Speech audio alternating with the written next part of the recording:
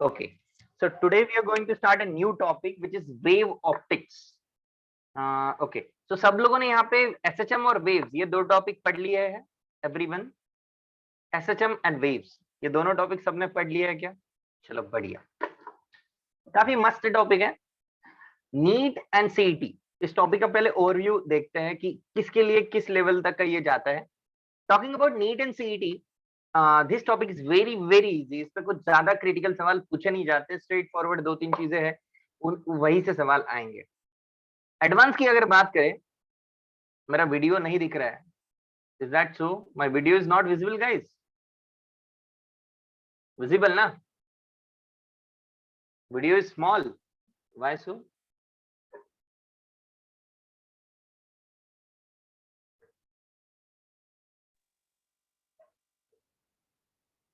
Full screen नहीं दिख रहा है. Just a minute. अब दिख रहा है. अब ठीक है. Now it's full.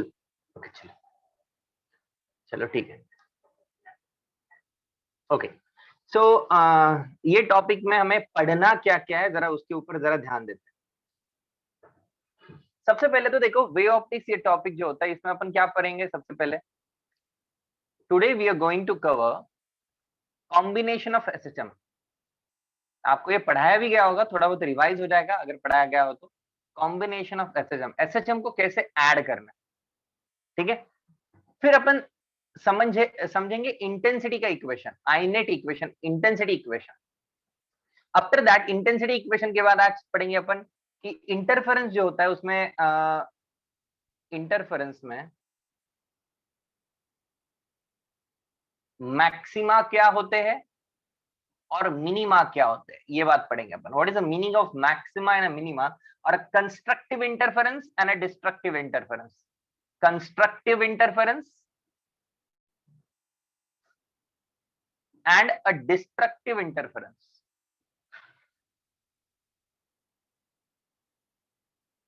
इसकी बात करेंगे. आफ्टर दैट हम पढ़ेंगे कि सोर्सेस जब स्क्रीन के पैरेलल हो तो क्या होता है. When sources parallel to the screen and sources perpendicular to screen. आज का अपना जो कंटेंट है इतना हो जाना चाहिए. I am expecting this. Okay ये आज के लेक्चर का कंटेंट है guys. Okay okay yes. Superposition, एक दूसरे के ऊपर एडिशन जो होती है उसके बारे में अपन पढ़ने वाले हैं. ओके गाइस सो फटाफट इसका स्क्रीनशॉट ले लो. जस्ट ओवरव्यू की क्लास में आज क्या होने वाला है उसकी बात कर रहा हूं मैं. और अभी शुरू करता हूँ कॉम्बिनेशन ऑफ एसएचएम से. सब लोगों ने पढ़ लिया है क्या सुपरपोजिशन ऑफ एसएचएम? सबको याद भी होगा. हल्का रिवीजन में करवा देता हूँ बिकॉज बहुत इंपॉर्टेंट है इस टॉपिक को समझने के लिए. ओके चलो इसको मिटा दो. Can I proceed now?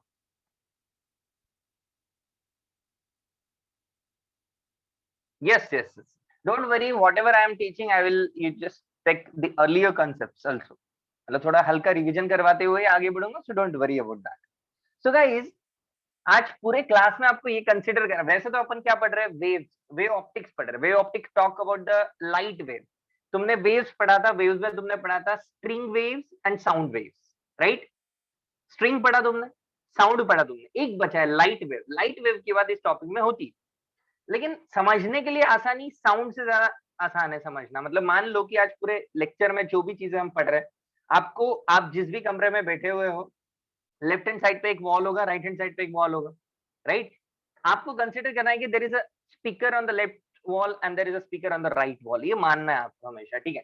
चलो अब समझते हैं कि ऐसा मानो कि सबसे पहले मेरे पास एक सोर्स यहाँ पे है जो लेफ्ट वॉल पे रखा है. Let's say there is another source, sound source here S2. Now this sound source is producing a sound. This sound source is also producing a sound. Let's say they are producing a sound of same frequency. Same frequency का sound produce करता है. इसका amplitude let's say A1 है, sin omega t plus phi1. ये इसका equation है SHM का. ये इसके SHM का इक्वेशन है A2 sin omega t plus phi2. अगर ये x1 डिस्टेंस दूर आ जाए तो इक्वेशन क्या हो जाएगा, चेंज हो जाएगा कि नहीं. If it travels a distance x1 the equation will change. यहाँ का जो पार्टिकल है इसके लिए अगर मैं इक्वेशन लिखना चाहता हूँ, वेव इक्वेशन बन जाएगा a1 sin omega t plus k x1 plus phi1। बोलो चमका। एंड सेकंड वाले का हो जाएगा a2 sin omega t plus k x2 plus phi2। Is that clear?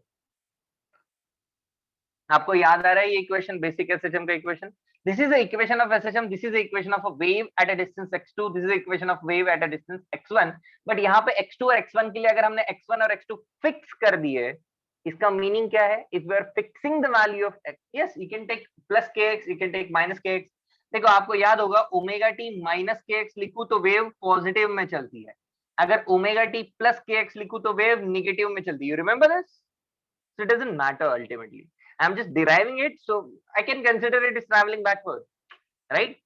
So बस you should remember that कि अगर ये दोनों opposite sign के हो तो positive में चलेगा, same sign के हो तो negative में चलेगा। Anyways, let's proceed further. So अब ये दोनों combine करने वाले, और whatever you are getting और whatever you are listening, आप एक sound का source नहीं सुनते हो, आप जो सुनते हो वो क्या सुनते हो? इन दोनों का combination सुनते हो। Whatever you are listening और whatever you are looking at, जैसे कि लाइट्स बहुत सारे आपके घर में, तो जो भी दिख रहा है, जो भी पर्टिकुलर इंटेंसिटी यहाँ पे, वो एक का है क्या? नहीं, वो कॉम्बिनेशन है, इन दोनों का एडिशन है। तो before understanding the actual concept of wave optics, मतलब जो एक्चुअल चीज है, सबसे पहले तो हमें समझना पड़ता है कि दो वेव मिलती कैसे है ना, उनका ओवरलैपिंग कैसे होता है और उनका रिजल्टेंट कैसा आता है। अब इनको ऐड करने के लिए it is better if we add them at origin. Okay, चलो इसको, ये तो समझा दिया मैंने सोर्सेस के बारे में। अब ऐड करते समय हम बहुत ही आसान तरीके से ऐड करेंगे। हम क्या करते हैं, लेट्स से y1 सोर्स को लेते हैं साइन ओमेगा टी, इस पे कोई फेज ही नहीं मानते, और सेकंड वाले को लेते हैं sine omega t plus phi, and I am adding them at origin. Origin पे ऐड करने से x की वैल्यू क्या हो गई? What's the value of x? If you're adding them at origin, x becomes 0. So it's very easy to add these two waves. So y net जो होगा मेरा कॉम्बिनेशन जो होगा वो क्या होगा? y1 प्लस y2, मैथमेटिक्स है पूरा, ठीक है, सॉरी एम्पलीट्यूड ले लो a1, इसका एम्पलीट्यूड ले लो a2, तो ये बन जाएगा a1 sine omega t plus a2 sine omega t plus phi. क्या आप लोगों को साइन a प्लस बी का फॉर्मूला याद है? साइन a प्लस बी, चलो तो उसको यूज करते हैं।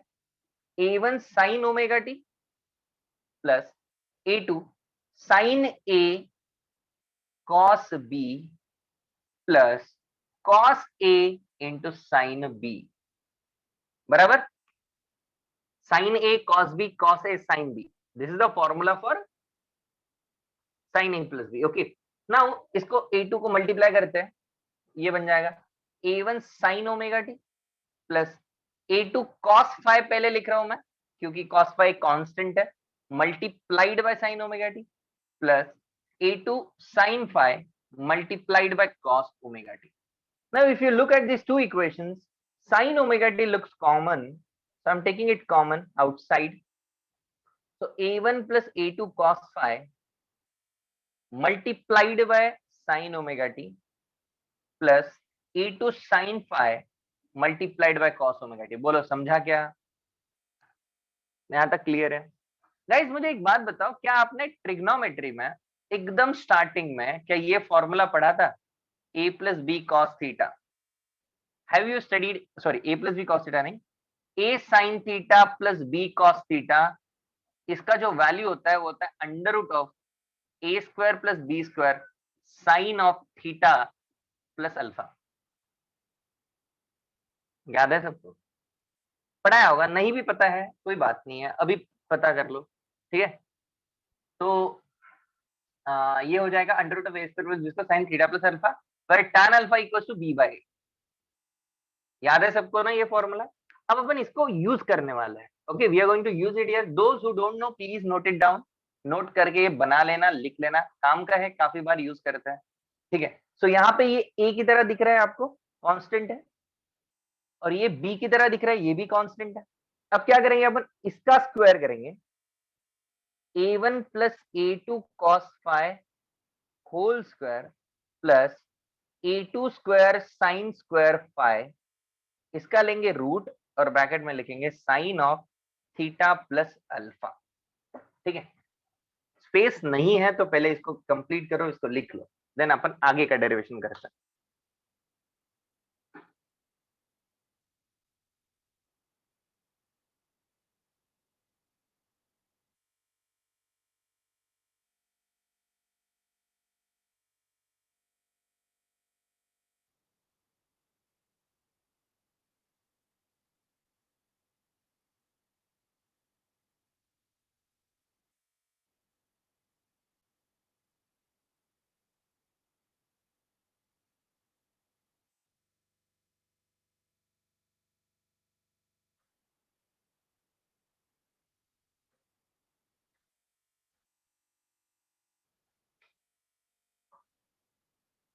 Derivation is not important for NEET and CET students. JEE students should understand.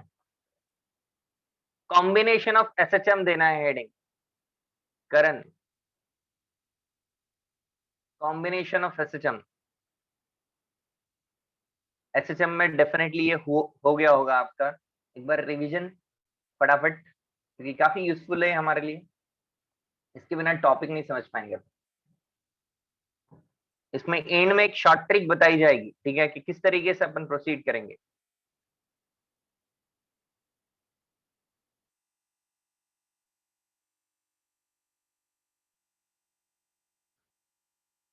बेटा स्क्रीनशॉट लेके रख दो कोमल।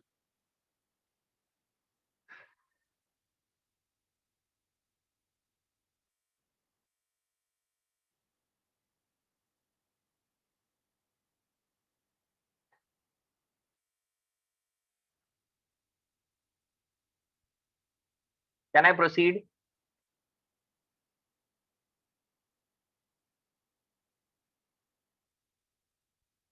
वन मिनट, ओके ठीक है।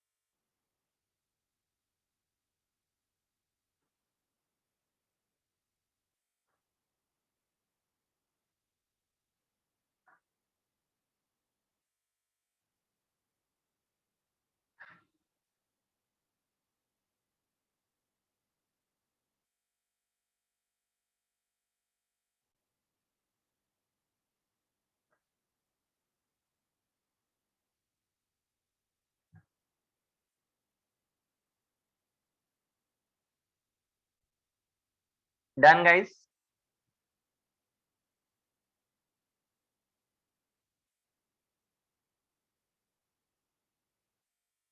ओके दानिश जल्दी से लिखो। ऊपर वाला पार्ट तो डेफिनेटली हो गया होगा, ऊपर वाला पार्ट मिटाते हैं। वैसे दानिश मतलब समझते समझते भी लिख सकते हो, कोई दिक्कत नहीं। देखो इसको क्या मैं एम्पलीट्यूड बोल सकता हूँ? Can this quantity be called as amplitude? वो नीचे WT होना चाहिए ना, WT, WT किधर होना चाहिए बेटा? Omega T. हाँ, यहाँ पे थीटा के बदले ओमेगा टी होगा, करेक्ट, सही बोल रहे हो, WT नहीं ओमेगा टी, हाँ ठीक। सो इसको एम्पलीट्यूड बोल सकते हैं गाइस।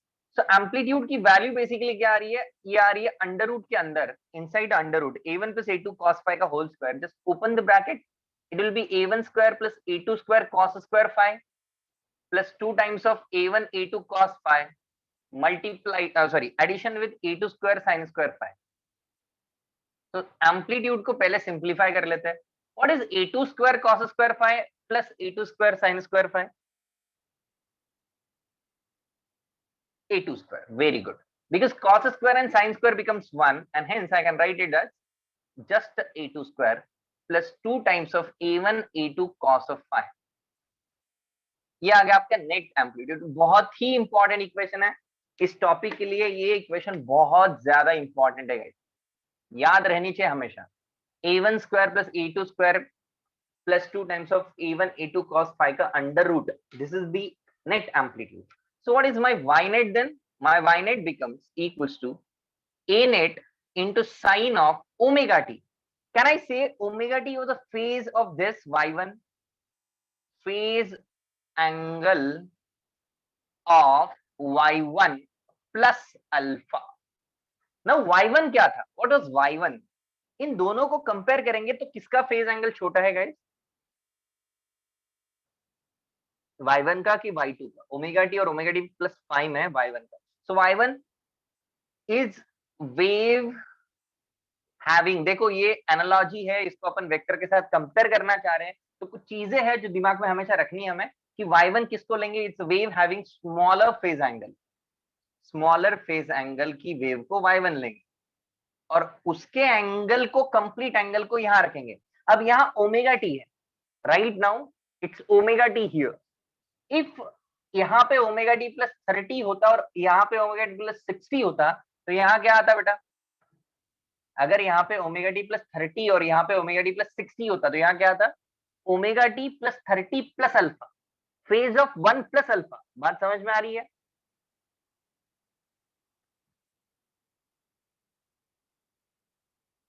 Understood guys?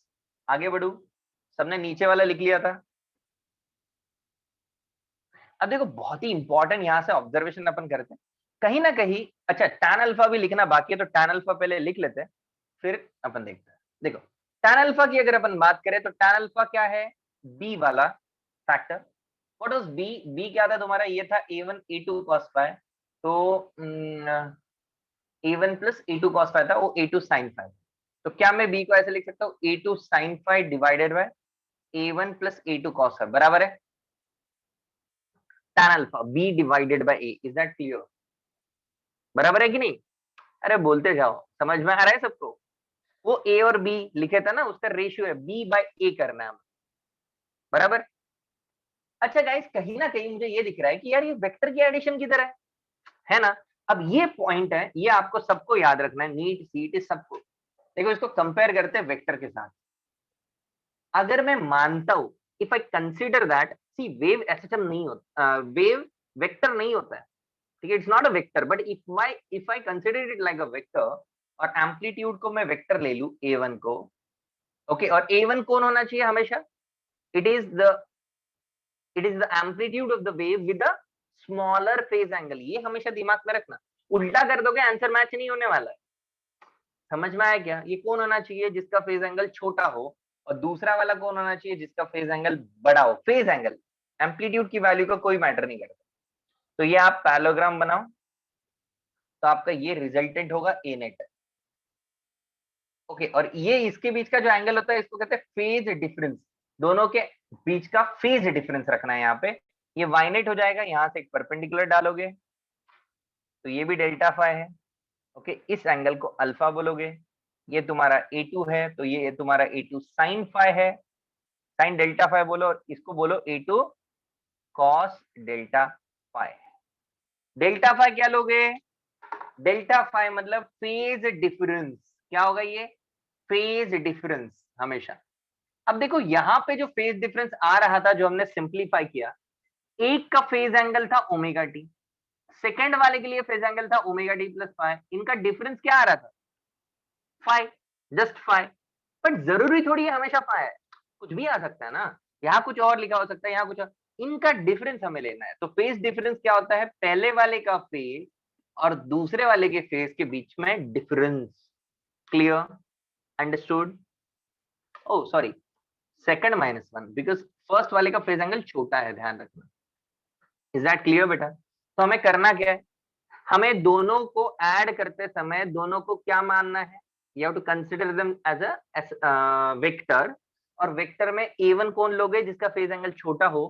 फिर वेक्टर की तरह ऐड करोगे और फिर ये एंगल अल्फा निकालोगे और इक्वेशन को ये लिख दोगे. This is your ultimate equation. I give you few questions, don't worry. This is your ultimate equation. Hope you understood the concept.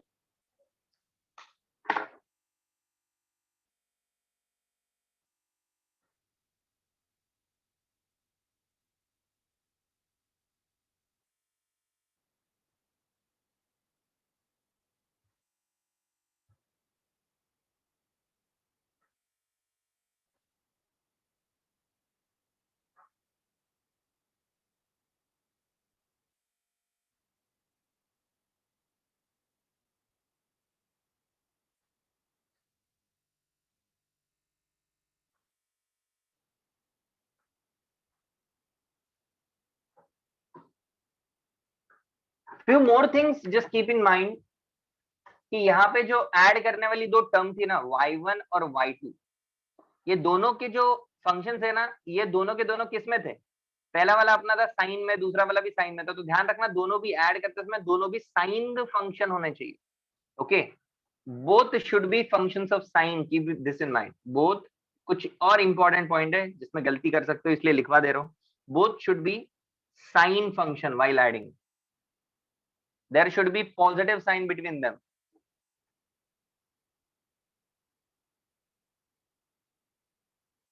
ये दो पॉइंट भी इंपॉर्टेंट है, नहीं तो निगेटिव दे दिया तब भी तुमने यही चिपका दिया, वैसा नहीं है। निगेटिव को पहले पॉजिटिव बनाना पड़ेगा। इसका मीनिंग एग्जाम्पल से समझ में आएगा, पहले इतना लिखो फिर अपन एग्जाम्पल करते हैं।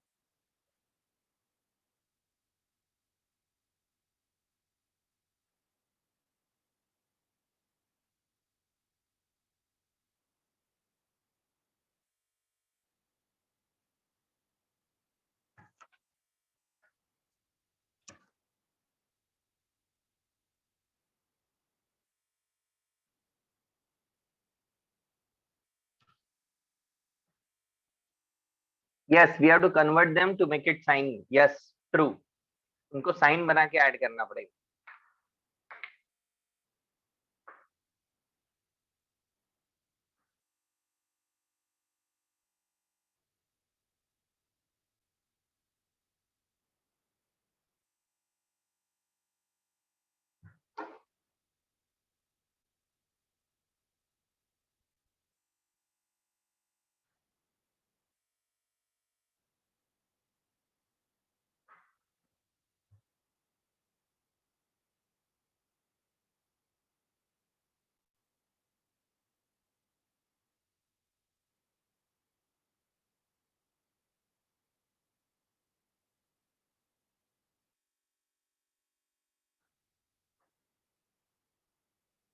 Okay Karan,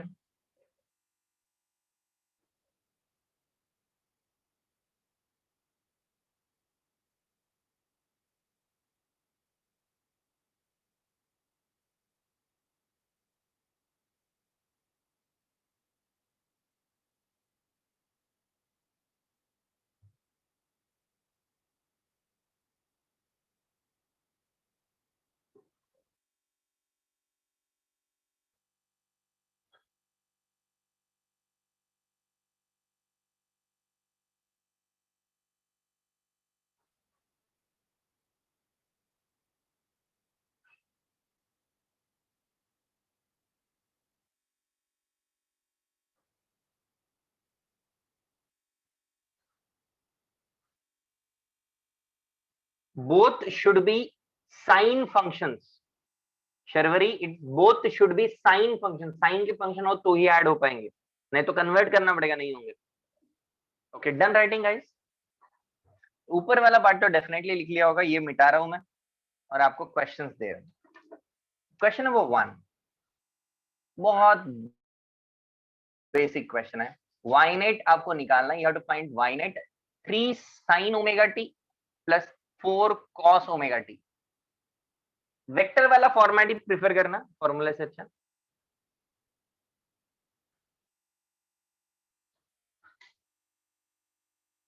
Yash Rochlani, so what did it thought? Okay, I was assuming that you articles unstable, internet unstable था, कुछ नहीं, एडिशन ऑफ एसएचएम सिखाया बेटा। Yash, okay, how to add two SHMs, you may have done it already। what to find, you have to find the resultant equation। साहिल,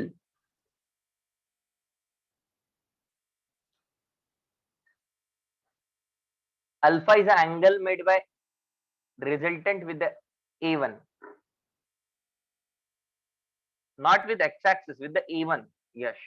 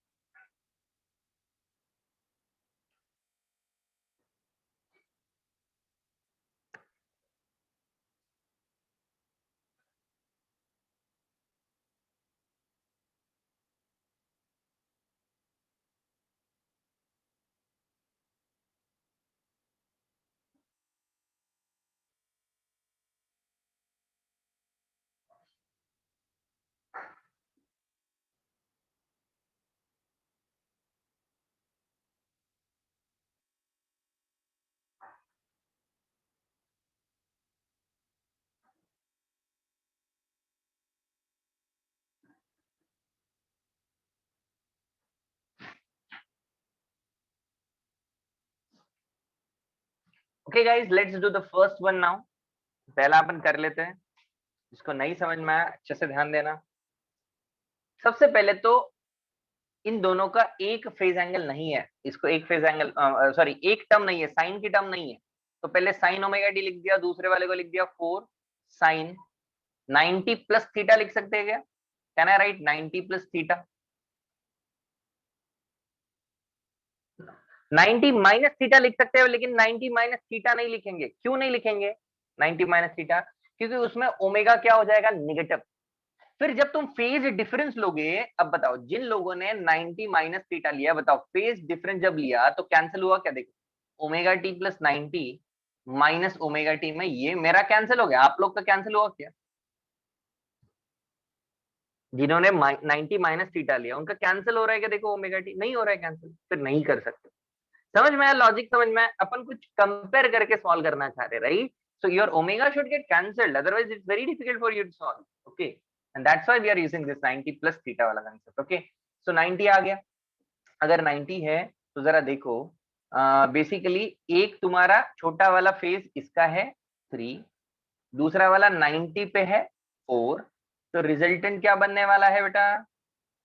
3 और 4 बना दिया, अब resultant बना दो 5। This is your resultant. Okay, ये angle alpha चाहिए आपको रिजल्टेंट का इसके साथ। तो ये एडजेसेंट है और ये, तो कितना होएगा अल्फा बताओ? What's the value of alpha?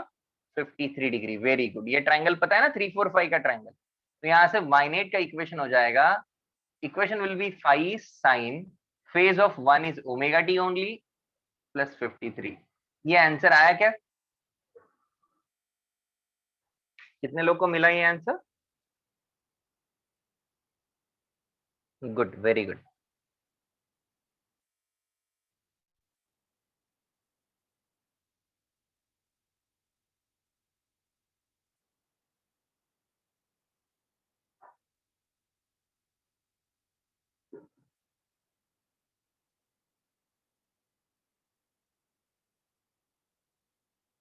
Okay चलो, कोई बात नहीं, इस पर हम आगे बढ़ो।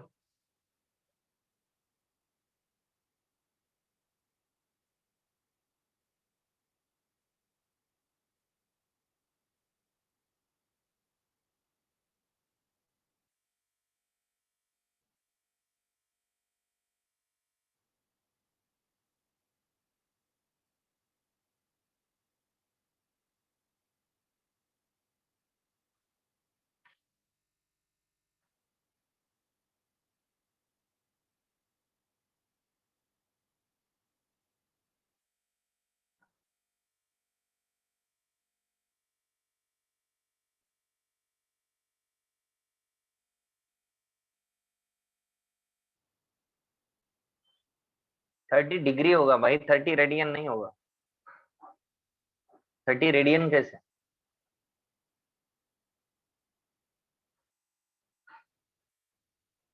30 रेडियन बोले तो कितना बड़ा एंगल हो जाएगा सोचो।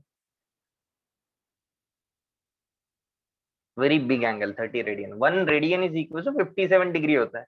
30 रेडियन बोले तो बाप रे बाप कितना बड़ा हो जाएगा।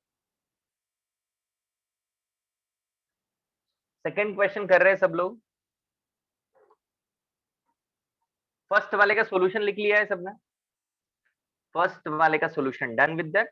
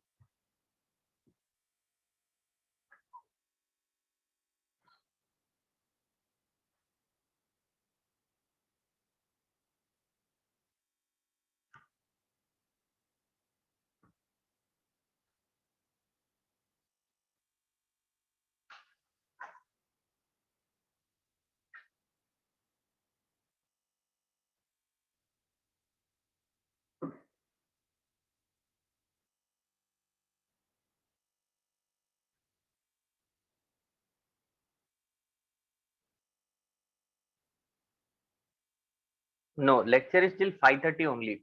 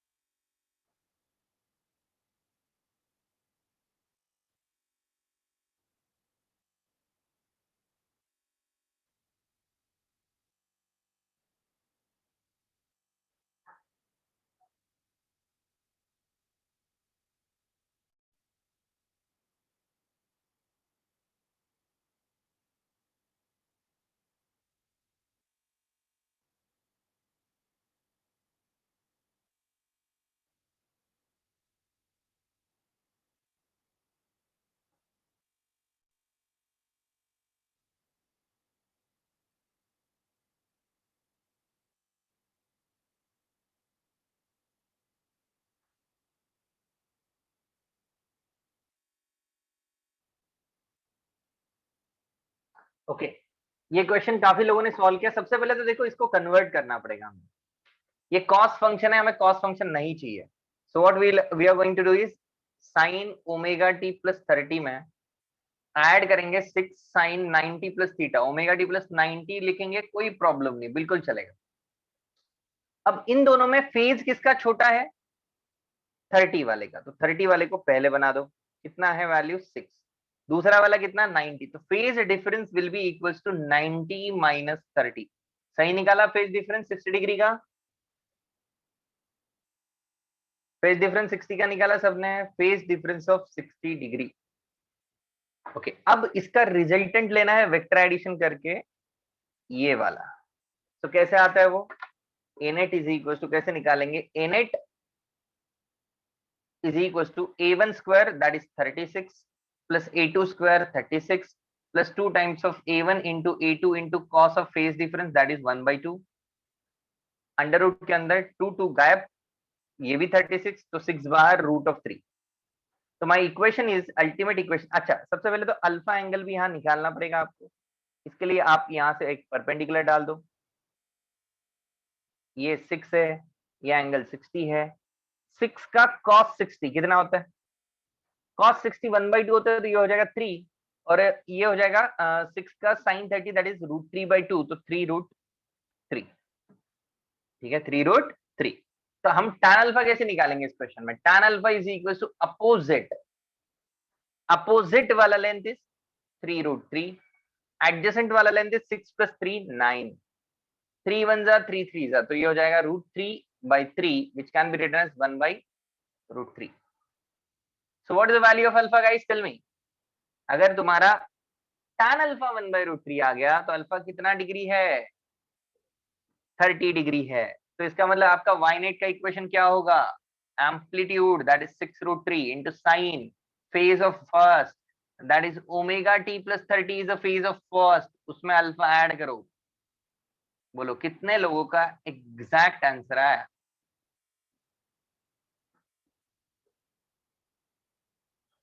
आया, वेरी गुड। किसी को कोई कंफ्यूजन हो, कोई डाउट हो, दे कैन आस्क मी।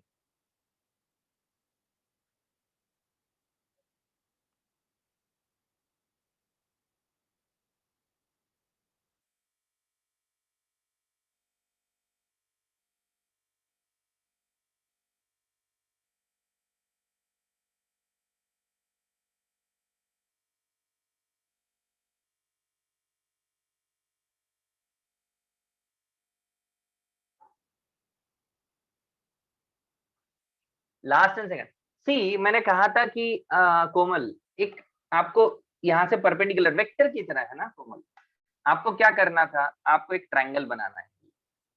ये आपका अल्फा होगा और ये वाला होगा आपका a प्लस बी का cos 30। कितना था? Sorry cos 60। b का वैल्यू भी 6 था, 6 का cos 30, और ये 6 का sin 60। समझा बेटा? सबसे पहले तो ये ट्रायंगल समझा क्या? जिन लोगों को कंफ्यूजन है, क्या ये ट्रायंगल समझा आपने? ये 6 था, 6 से ये ट्रायंगल कंप्लीट करके ये वाला बनाया।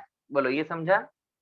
अब कंपोनेंट कैसे लेते हैं बेटा? 6, ये cos 60 के साथ है तो cos 60 होगा। और ये परपेंडिकुलर है तो साइन 60 होगा। तो सिंप्लीफाई करो इसको, इसको सिंप्लीफाई करने के बाद इस ट्रायंगल में tan अल्फा तो लिख ही सकते हो ना, बराबर। अब सबसे पहले तो तुमने 6√3 A0 लिखा। फेज ऑफ वन क्या था, फेज ऑफ y1, ये है फेज ऑफ y1, उसमें अल्फा ऐड करना होता है, ठीक है बेटा। श्रिया फेज ऑफ y1 में 38 था, फिर से अल्फा में 38 था, इसीलिए। अंडरस्टूड?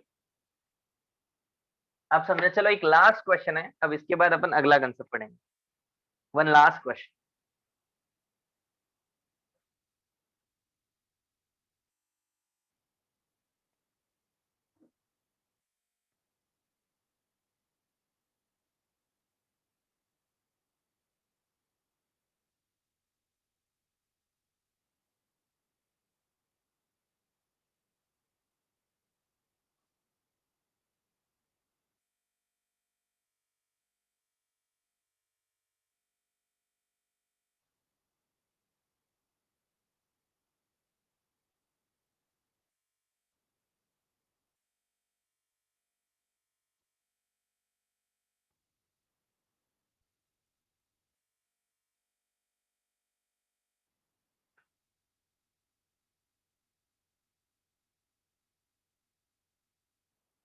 काफी बच्चों आंसर भी भेज रहे हैं, पर अलग अलग आंसर आ रहा है, लेट मी चेक, मुझे चेक करना पड़ेगा।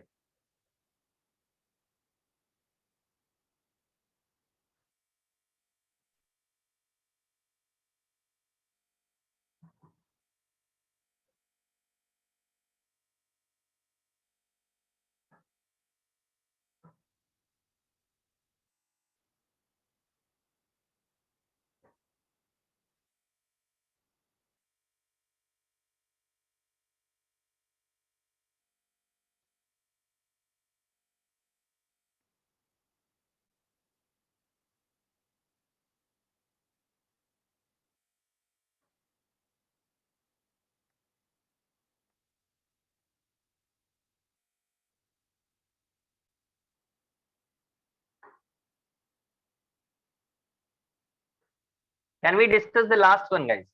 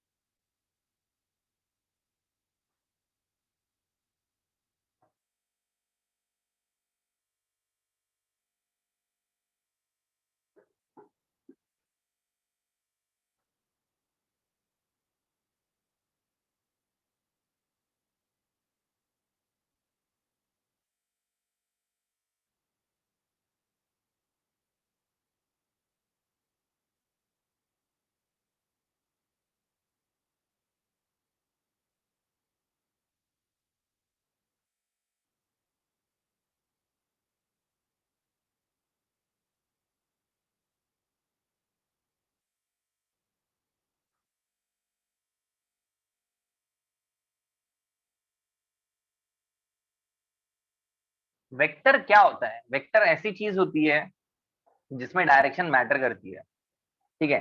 वेव क्या है? वेव एक इनफाइनाइट एसएचएम है, यहाँ पे हर पार्टिकल ऊपर नीचे वाइब्रेट कर रहा है, इनफाइनाइट एसएचएम है, तो इसको वेक्टर कैसे बोल सकता है?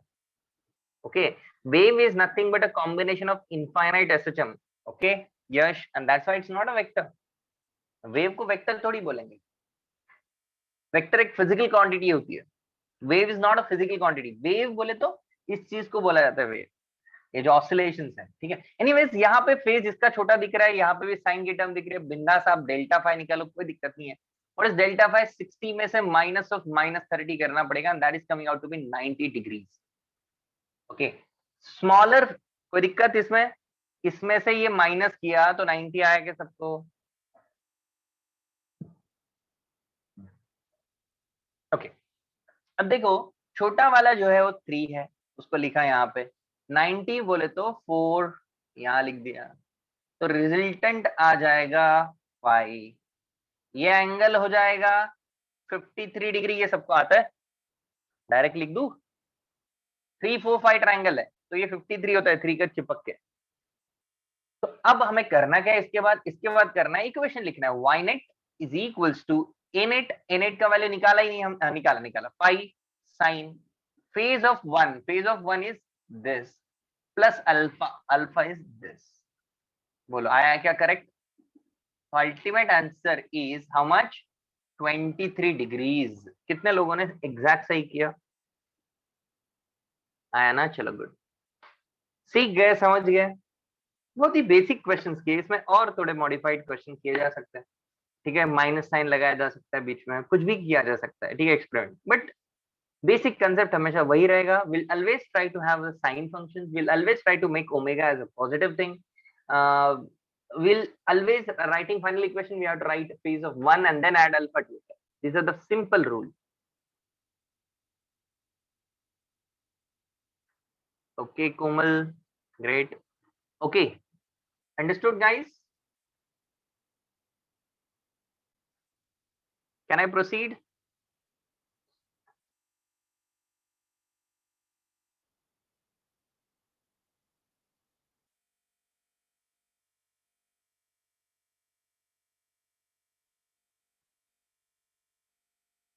Smaller vector as the base always. The smaller vector, yes. Phase angle not smaller vector, जिसका फेज एंगल छोटा है वो बेस होएगा। फेज एंगल चेक करेंगे, एंगल को चेक करेंगे। ओके, लिखवा दिया है वो चीज मैंने। Anyways, let's proceed now guys, hope it's clear to all of you, no more doubts in this.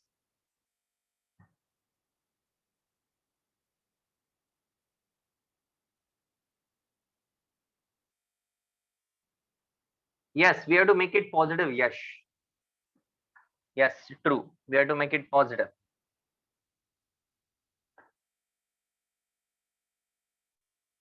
Sound wave and light wave के ऊपर मिक्स क्वेश्चन, साउंड वेव और लाइट वेव के ऊपर मिक्स क्वेश्चन।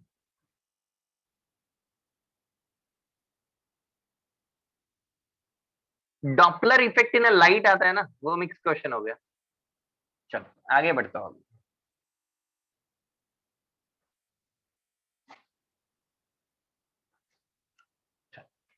अब देखो, तुमने वेव्स में ये चीज पढ़ी होगी, you must have studied the intensity of wave. चलो बेसिक से शुरू करते हैं फिर से। देखो लेट्स से यहाँ पे एक सोर्स है A1 sine omega t plus k x plus five one. The second source is somewhere here A2 sine omega t plus k x plus five two. I am traveling, okay, distance x1 distance x2, मतलब एक कमरे में एक तरफ एक source है, दूसरी तरफ दूसरा सोर्स है, और अपना पॉइंट यहाँ पे है। एक तरफ से दिस इज ट्रैवलिंग x1, ये वाला travelling x2, and here they are combining, so I can write A1 sin omega t plus k x1 plus five one plus A2 sin omega t plus k x2 plus five two. Now what is phase difference between them? Phase difference is difference of the phase angle, that is omega t plus kx2 plus phi 2 minus omega t plus kx1 plus phi 1. This is your phase difference. Now omega t and omega t is going to get cancelled. We just have x2 minus x1 plus phi 2 minus phi 1. बोलो समझ में आया? This is the formula of resultant phase difference. ये क्या है? आपका दो wave का किसी भी पॉइंट में phase difference. Now guys, most of the time, मतलब like 100% of the time I would say, ज्यादा से ज्यादा बार आपको क्या होगा, आपको गिवन होगा फाई वन, मतलब पहले वाले का इनिशियल फेज एंड सेकंड वाले का इनिशियल फेज सेम है। If their phase angle, initial phase angle is same, then your delta phi becomes equal to what? It becomes k x2 minus x1. क्या बन जाता है ये? k x2 minus x1, और it is written as delta phi equals to k delta x, और it is equals to k का value पता है क्या? 2 पाई बाय लैम्बडा होता है वेव्स में, पता है? k is equals to 2 pi by lambda waves में पढ़ा है आपने। तो ये जो डेल्टा x है ना, ये डेल्टा x क्या है? सबसे पहले तो वो समझते हैं। Delta x is called as path difference. इस टॉपिक का सबसे इंपॉर्टेंट वर्ड है ये, पाथ डिफरेंस। अगर इस वर्ड को फील कर लिया, इस वर्ड को समझ लिया, तो टॉपिक बहुत आसान लगेगा। What is the meaning of path difference? Let's try to understand this. अरे रुको रुको रुचा, हेडिंग वेडिंग की चिंता ना करो, लिखते जाओ। हेडिंग क्या है? ये कंसेप्ट समझा रहा हूँ, रिवीजन है ये, बेसिकली मिक्स है, एक्चुअली कुछ इसका हेडिंग है नहीं, बेसिक्स है ये सारे। ठीक है, आप समझो, पहले ध्यान दो, मुझे बताओ। चलो रुचा है, जैसे एक रुचा है, ओके, और एक लेट से मैं हूं। हम लोगों ने रेस लगाया, लेकिन रुचा को मैंने क्या किया, रुचा को बोला कि चलो तुम 10 मीटर आगे से शुरू करो, क्योंकि तुम लाइक तुम्हें थोड़ा एडवांटेज देता है, I am bigger than you, I am elder than you, so मैं थोड़ा फास्ट भागूंगा, तो तुमको थोड़ा एडवांटेज देता है, तो उसको मैंने कहा 10 मीटर आगे से रेस शुरू करना। और हमने 100 मीटर की रेस लगाई। तो मैं एकदम लाइन से और वो एकदम लाइन के आगे 10 मीटर से भागना शुरू की। At the end of the race, what is the path difference between Rucha and me? 10 metre. What is the path difference? Try to understand the meaning of path difference. Path difference मतलब, पहली बात, पहला question क्या करोगे अपने आप को, जब कभी क्वेश्चन में मुझे पाथ डिफरेंस लिखना है, फर्स्ट क्वेश्चन होगा कौन ज्यादा चला। क्या होगा क्वेश्चन? कौन ज्यादा चला? हमारी रेस में कौन ज्यादा चला? मैं। कितने से ज्यादा चला? 10 से। तो कितने से ज्यादा चला, that is called as path difference. मैं कभी भी आपको पूछूं ना, तो आपको पाथ डिफरेंस क्या बोलना है? पहले तो मैं चेक करूंगा कौन ज्यादा चल रहा है, फिर देखूंगा कितना ज्यादा चल रहा है। कितना ज्यादा चला वो मेरा पाथ डिफरेंस है, याद रहेगा? समझ में आया? ओके। सो बेसिकली कोई चीज, लेट्स से कोई चीज यहां से यहां जा रही है, और कोई चीज यहां से यहां जा रही है, तो पाथ डिफरेंस ये हुआ, this is your path difference. Okay, ये पहला पार्टिकल है यहाँ से आ गया, सेकंड पार्टिकल है यहाँ से आ गया, तो पार्ट डिफरेंस ये वाला हुआ। बोलो समझा के सबको? अंडरस्टैंड? कौन ज्यादा चला, कितना ज्यादा चला, कितना ज्यादा is your path difference, very important. This is the phase difference, this is the path difference, lambda is the wavelength. Okay, अब वेव में आपने, चलो इतना छापो पहले, स्टेप बाय स्टेप जाते हैं, छाप लो।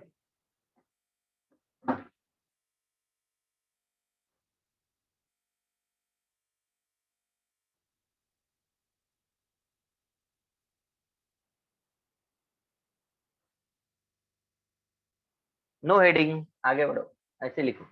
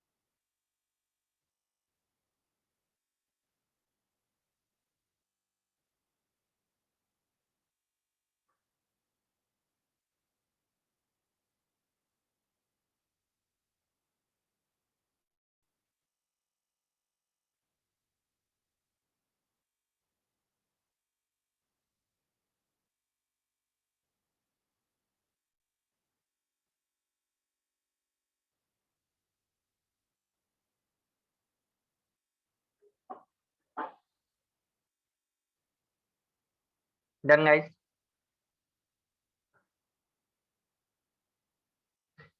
x1 चलने के बाद x चेंज होके x1 हो जाता है, x2 चलने के बाद x चेंज होके x2 हो जाता है गाइस। चलो आगे बढ़ रहा हूँ, 1 मिनट, ओके जल्दी लिखो।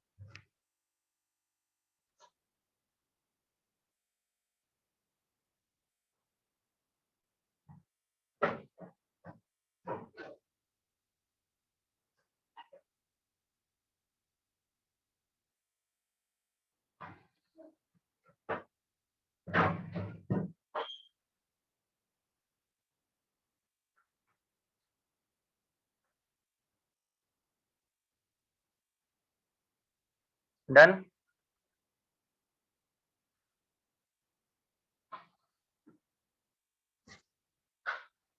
चलो, now in the waves you have studied a concept of intensity.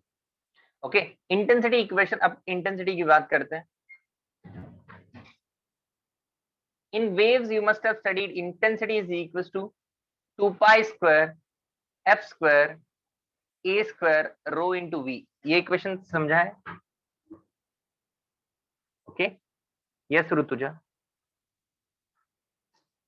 अब मुझे बताओ, किसी भी पर्टिकुलर मीडियम में फ्रीक्वेंसी, डेंसिटी और वेलोसिटी सेम रहती है, अलग अलग रहती है? किसी भी पर्टिकुलर मीडियम में frequency, density and velocity same रहती है। तो can I say intensity is basically proportional to amplitude square. I can write net intensity equals to constant into a net square, लिख सकता हूं ऐसा, correct? Similarly I can right I1 intensity equals to k times of A1 square, I2 intensity equals to k times of A2 square, बराबर है? अब देखो मेरा ए net का इक्वेशन क्या है, ए नेट स्क्वायर इक्वल्स टू, ये डिराइव कर चुके अपन, A1 square plus A2 square plus 2 times of A1 A2 cos of delta phi. This was derived already, right? In place of A net square just try to write down I net divided by k, लिख दो।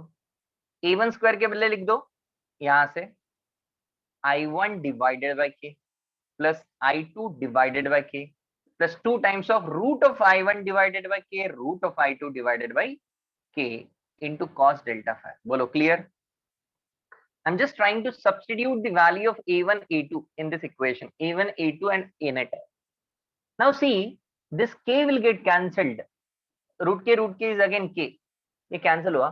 I got a net intensity equation as I1 plus I2 plus 2 root of I1 I2 cos delta phi। This is again a useful equation, ये equation भी काफी use करोगे आप। क्या आया?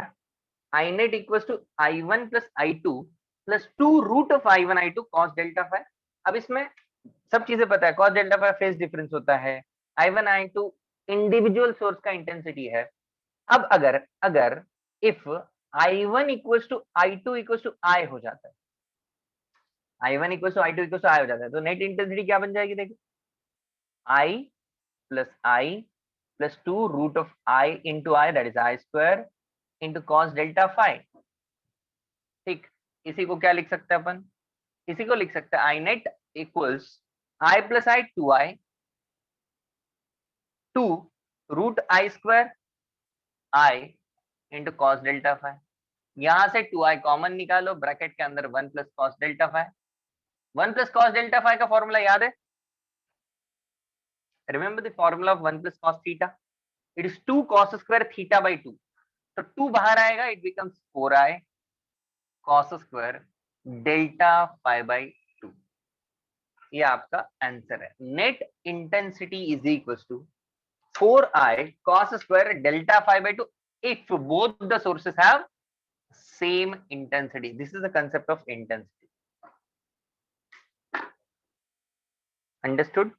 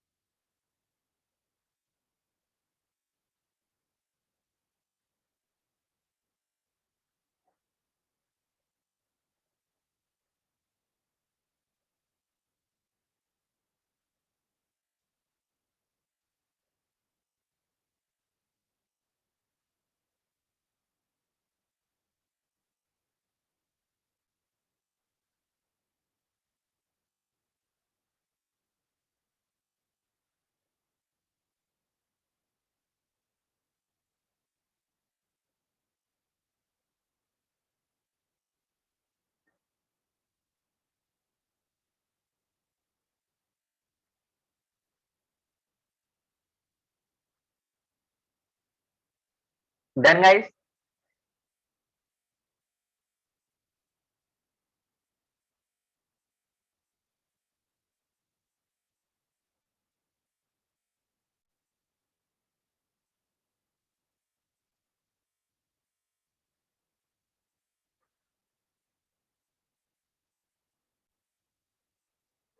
सबका हो गया ना? मिटा दूं?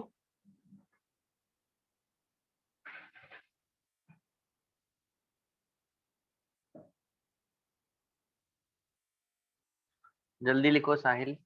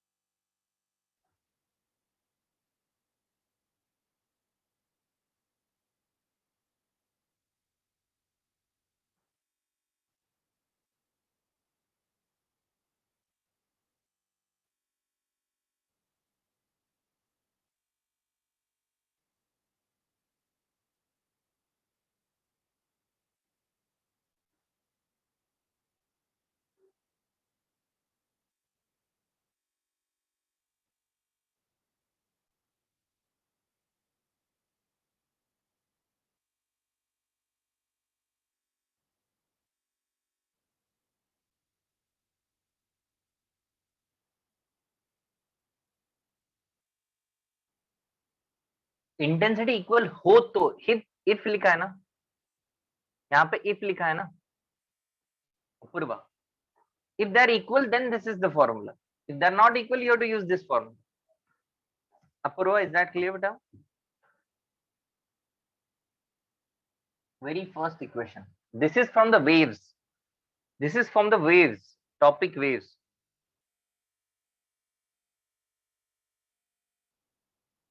Okay. Let's proceed now. Now we'll try to understand the concept of the constructive and a destructive interference. ठीक है, सबसे पहले constructive interference,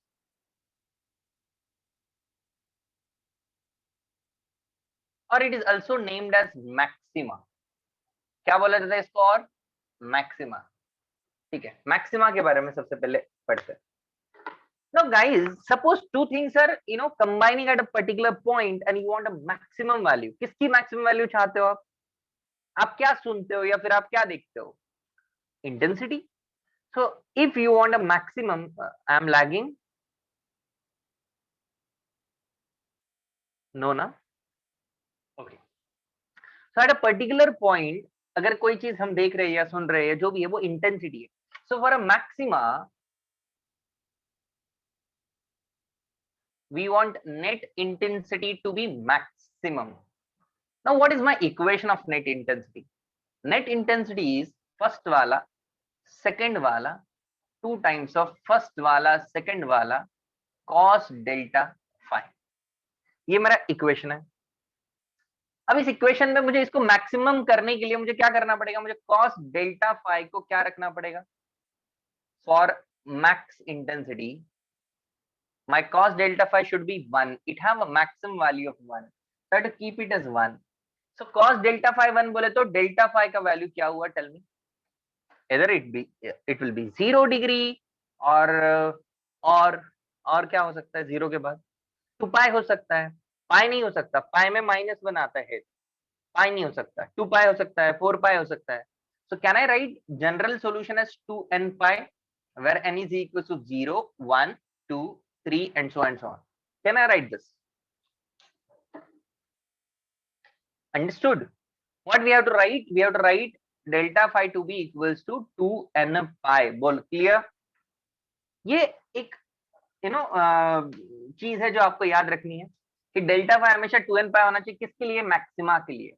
और कुछ एग्जांपल लिख देता हूँ. 0 होना चाहिए, 2 पाई चलेगा, 4 पाई चलेगा, 6 पाई चलेगा एंड सो ऑन.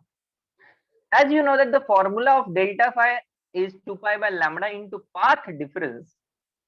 तो path difference की वैल्यू क्या होनी चाहिए? Let's say pi और pi cancel, 2 and 2 get cancelled. Delta x is coming out to be n lambda. क्या आना चाहिए? n lambda. Path difference should be equals to n lambda for a maxima, where value of n is again the same. 0 1 2 3 so and so on. इसका मतलब path difference 0 हो, मतलब दोनों equal चले, lambda हो, 2 लैम्बडा हो, 3 लैम्बडा हो, इन सारे पाथ डिफरेंसेस पे you will getting maxima. Okay, समझ में आया? ओके, चलो मान लेते हैं कि यू गॉट अ मैक्सिमा, तो what is the value of net intensity then? Net intensity becomes equals to I1 I2 plus 2 under root I1 I2 cos delta phi value is 1. So can I write this equation as root of I1 plus root of I2 का whole square? ऐसा लिख सकता हूं मैं? देखो जरा, check करो। Can I write it like root of I1 plus root of I2 का whole square? देखो, इसका स्क्वायर प्लस इसका square plus 2 times of first into second, ये मेरा इंटेंसिटी का इक्वेशन हो गया। लिख सकता हूं कि नहीं? cos डेल्टा फाई 1 है मेरा, इंटेंसिटी फॉर मैक्सिमा है। ओके, या फिर मैक्सिमम पॉसिबल इंटेंसिटी है। बोलो, समझ में आ रही है बात? क्लियर है? अगर दोनों इक्वल हो जाए तो, if I1 equals to I2 हो जाए तो, इसको I बोल दे तो कौन सा formula? I net equals to 4I cos square delta phi by 2। cos की वैल्यू 0 रखो तो cos square 0 by 2 is also cos 0 मतलब इसका वैल्यू क्या आने वाला है? 4I आने वाला है। बोलो, चमका क्या? If both of them are equal, then the intensity will be 4 pi. If both of them are different, then intensity is root of I1 plus root of I2 का whole square. Is this clear to all of you?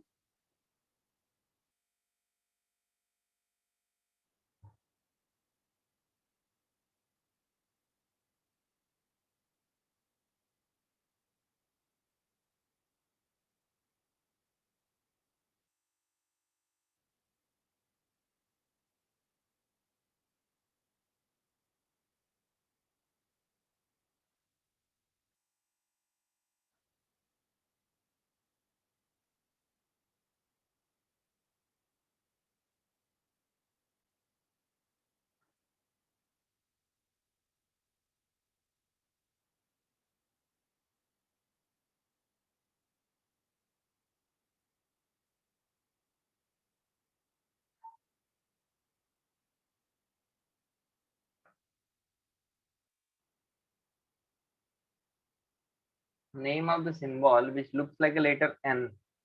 इधर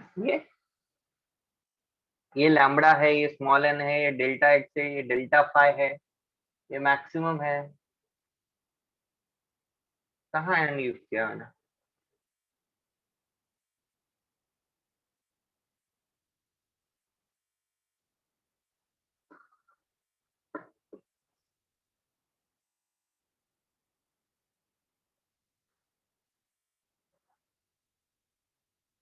Small m is an integer 0 1 2 3.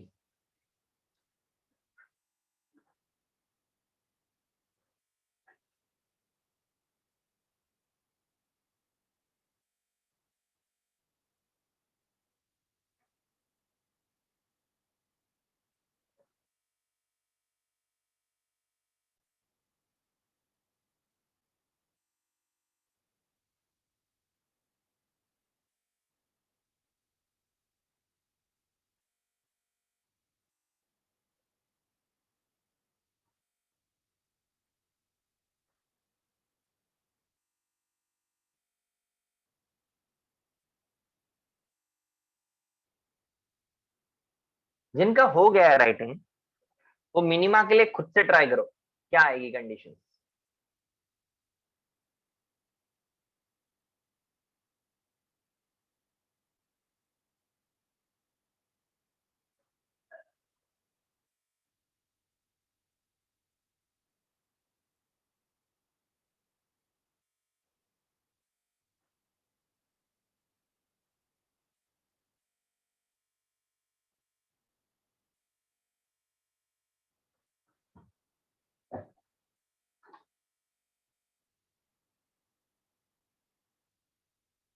Very good guys, very good, very good. चलो discuss करें, हो गया सबका writing?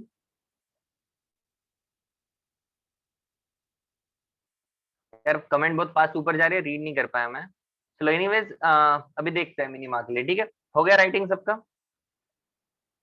2n plus 1 pi. Yes, correct. 2n plus 1 pi is a correct thing. 2n plus 1 lambda by 2, correct. Perfect.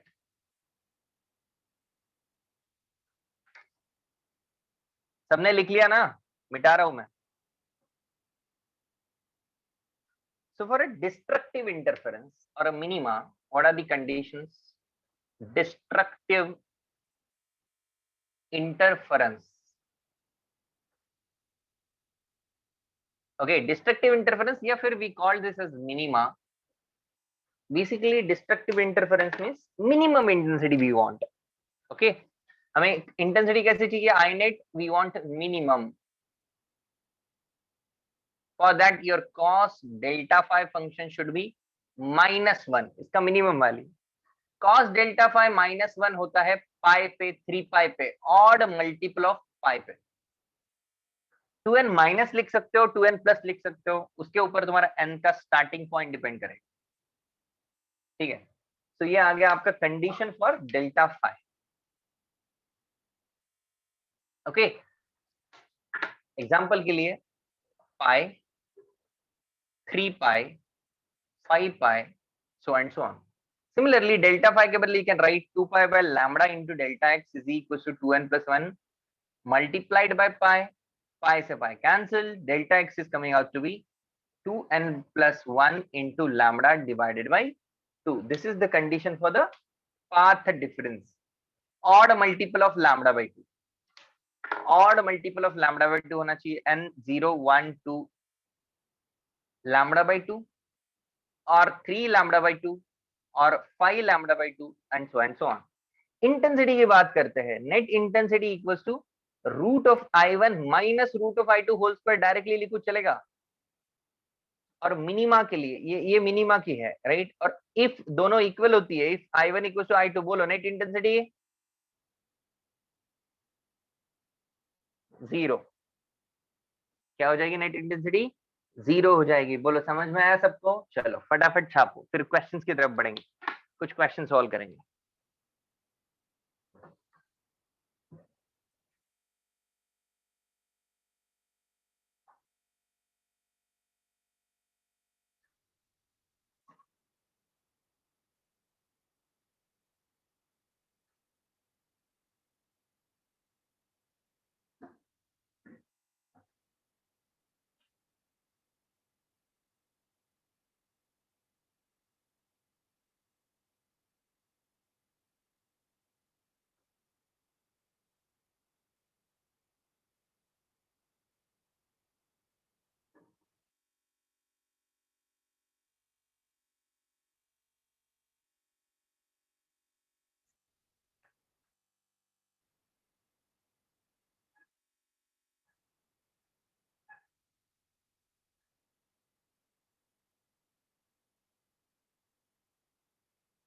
Pi by 2 क्यों होगा भाई?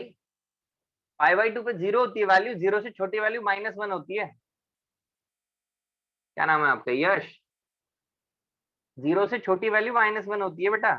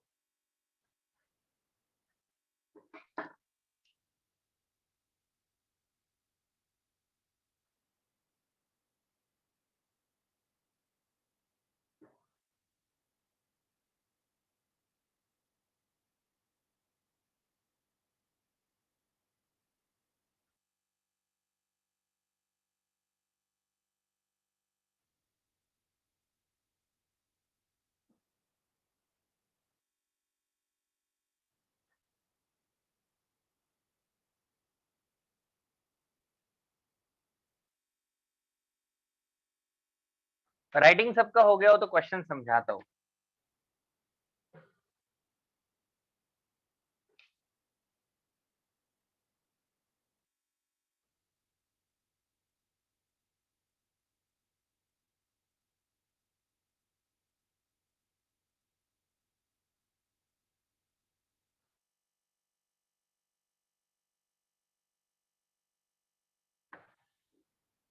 Writing done?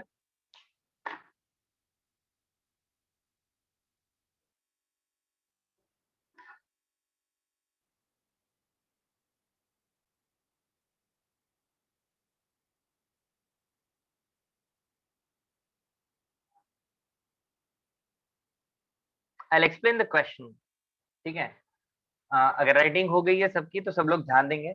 देखो question क्या है समझो। सबसे पहले तो मैंने क्या कहा था, you have to consider that there are two speakers at your in your room, one at one end, other at other end. Okay, it's the same thing, that one speaker is on the left wall, one speaker is on the right wall. Okay, and what you're going to do is you're going to travel from the speaker 1 to speaker 2. Okay, you're going to travel from speaker S1 to speaker S2. Now sorry, in the first part, the distance between these two speakers is 3 lambda, where lambda is a wavelength of light. Okay, wavelength of the wave coming from the speaker. Now you have to tell me how many maximas and minimas are observed when the observer is moved from speaker 1 to speaker 2, in the first case, in the second case, in the third case. So in the same question, we have 3 sub questions. Understood the question clearly?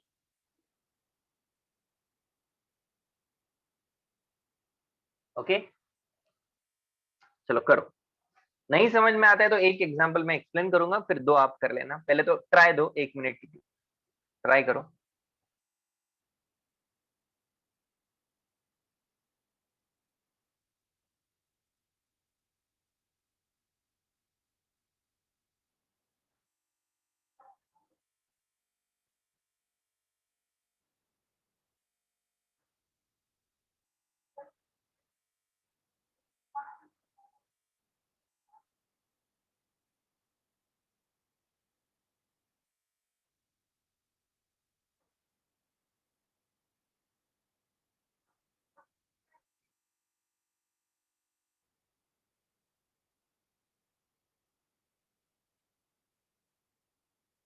S1 और S2 के बीच का distance दिया है ना 3 lambda first part के लिए, वही तो दिया है क्वेश्चन में। ओ कहाँ है? अबे ओ S1 से चलना शुरू कर रहा है, ओ ने चलना शुरू किया। अब बताओ कितने मैक्सिमा देखेगा? हाइट की कोई जरूरत ही नहीं है।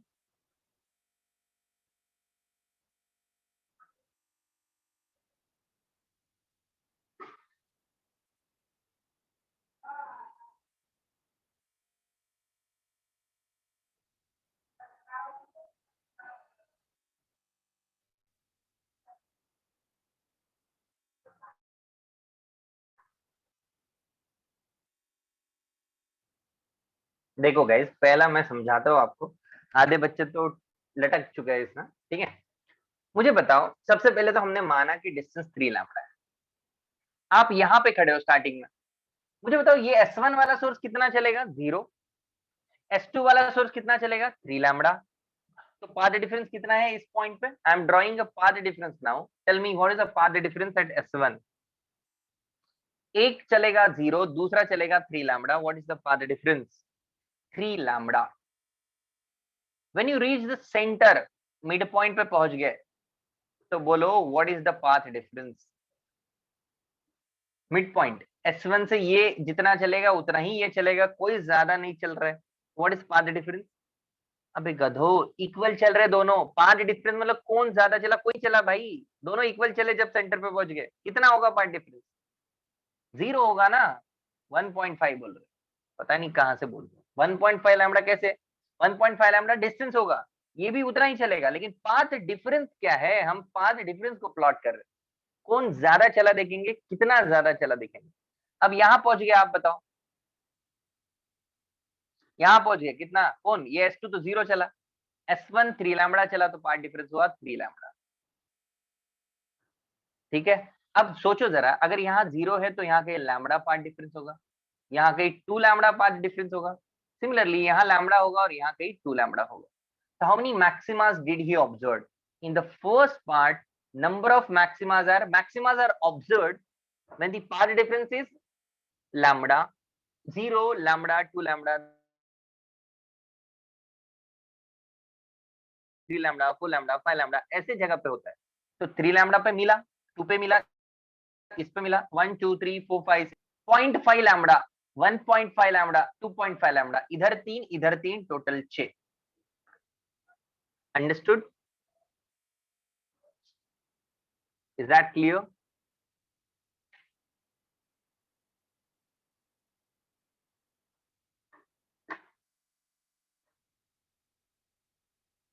लैग हुआ? Is it still lagging? देखो मैं फिर से बताता हूँ, ठीक है, फिर से बता रहा हूँ, समझना. मान लो कि आपने कमरे से एक तरफ से चलना शुरू किया, अब ठीक है ना, अब कमेंट मत करो, अब ध्यान दो सब लोग. ओके, एक सोर्स S1 है लेफ्ट, आप इस तरफ एक स्पीकर लगाया हुआ है, इस तरफ एक स्पीकर लगाया हुआ है, आपने यहां से चलना शुरू किया. जब आप यहाँ खड़े थे स्पीकर 1 के पास, टेल मी पाथ डिफरेंस कितना था? What is the path difference when you are standing at speaker 1? Come on, tell me now. What is the path difference when you are standing at a speaker 1 in the first case? 3 lambda. आप एकदम centre पे चले गए. What is the path difference? Path difference I am asking. I am not asking about distances. Path difference 0. यहाँ चले गए and में 3 lambda. So if there is 0 and 3 lambda, then between there will be lambda and 2 lambda obviously somewhere. Here also there is obviously lambda and 2 lambda. So these are the points where you will be getting a maxima. How many maximas you got when you traveled from S1 to S2? Total 7. Now tell me, where do you get minimas?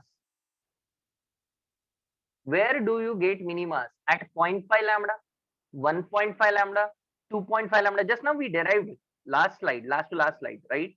Last slide in fact.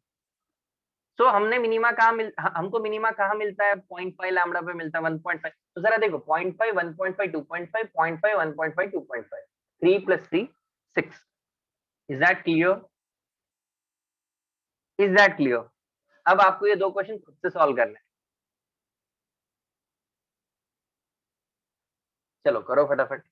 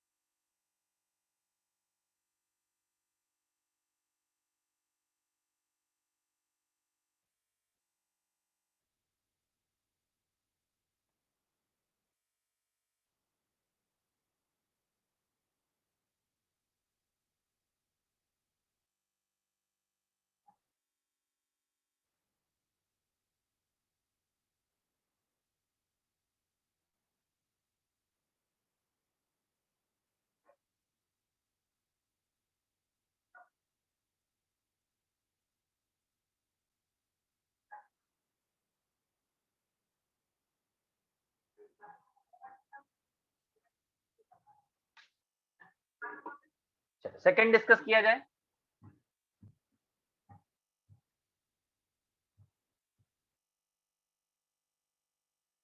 Can we discuss the second now?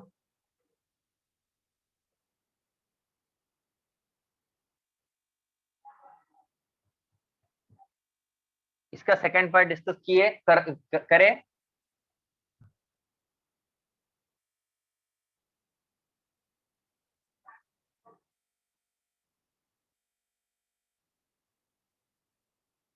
Second part का same answer आ रहा होगा, बिल्कुल सही बोल रहे हो. Maxima ही आ रहे होंगे 7 ही, मिनिमा आ रहे होंगे 6 ही. फर्क क्या है सेकंड पार्ट में? यहाँ 3.2 हो जाएगा, यहाँ 3.2 हो जाएगा. इसका मतलब 3 लैम्बडा इधर खिसक गया, 3 लैम्बडा इधर खिसक गया. बोलो कोई फर्क पड़ा क्या? मैक्सिमा या मिनिमा में कोई फर्क पड़ा क्या? कोई फर्क नहीं पड़ा. बस यहाँ पे आपको नहीं मिल रहा होगा मैक्सिमम, थोड़ा आगे मिल रहा होगा, बराबर है। सेकंड पार्ट का आंसर आया क्या सबको? Tell me guys. तो फिर अपन थर्ड पार्ट डिस्कस करते हैं। थर्ड पार्ट करें डिस्कस। सी पार्ट, यहाँ क्या हो जाएगा थ्री पार्ट, थर्ड पार्ट में 3.7 3.7, दैट मीन्स यहाँ पे 3.5 वाले दो टर्म ऐड हो गए, बाकी सब 3 लैम्बडा, सेंटर पे 0 लैम्बडा है ना, और एंड में फिर से 3 लैम्बडा। तो मैक्सिमा उतने ही रहे, मैक्सिमम में कोई फर्क नहीं पड़ा, इट्स 7 ओनली, बट मिनिमा में 2 बढ़ गए minima. Okay, understood. It's the same thing Komal. Komal second part में क्या करेगी, यहाँ 3.2 लिख, यहाँ 3.2 लिख और चेक कर, मेजर कर कोमल, measure it.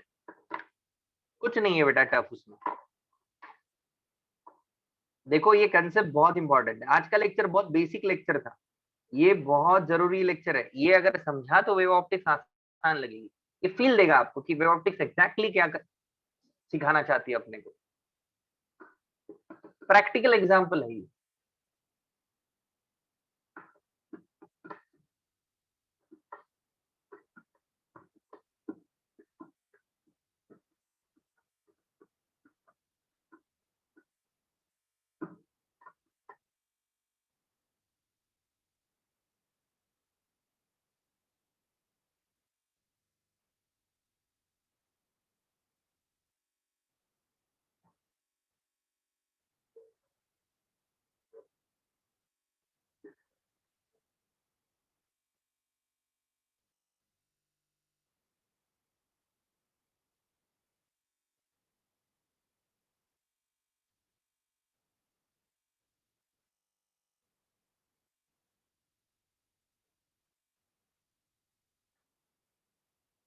Ashwin, sir, but D is changing now. How we are repeatedly using 3? Who said I am using 3 lambda? D change हुआ तो एंड वाले पे 3.7 है, हमें तो पाथ डिफरेंस 3 लैम्बडा 2 लैम्बडा। अरे समझे नहीं तुम, क्या नाम है आपका? What's your name? You didn't understood the concept only. Rutuja बेटा, जब तेरा D 3.7 हो गया, तेरा एंड वाला जो पॉइंट है, जो सोर्स S1 जहां पे था और जो सोर्स S2 था, वहां पे 3.7 आ गया ना। कहा हमने 3.7 3 लैम्बडा लिया।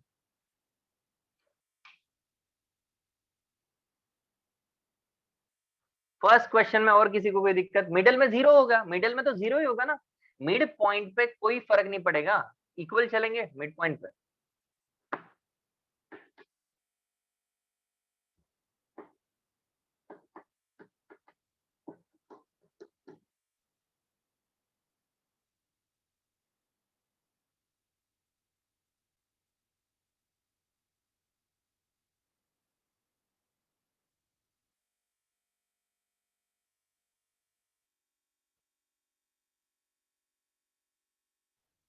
मिनिमम 8 कैसे हुआ है?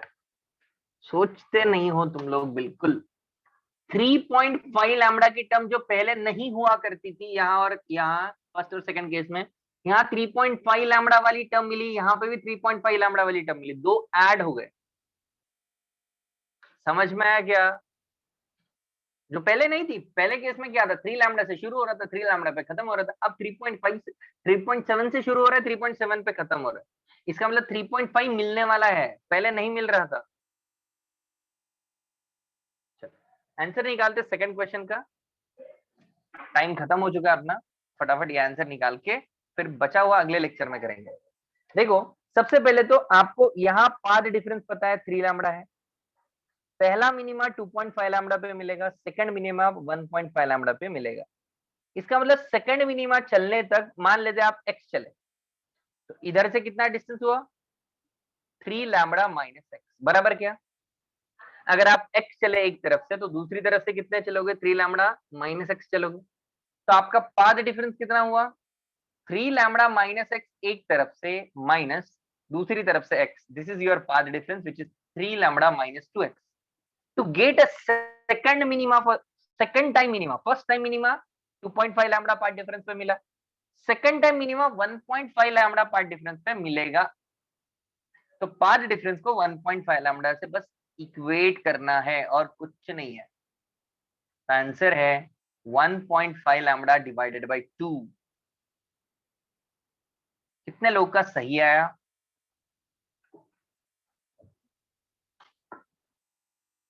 कितने लोगों ने सही किया? Tell me. यश ने किया, ओके गुड। जिसको नहीं समझा वो थोड़ा दिमाग लगाए।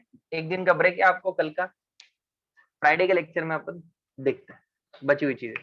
ओके गाइस, तो that's it for today. Let me take your leave. Bye bye guys, take care.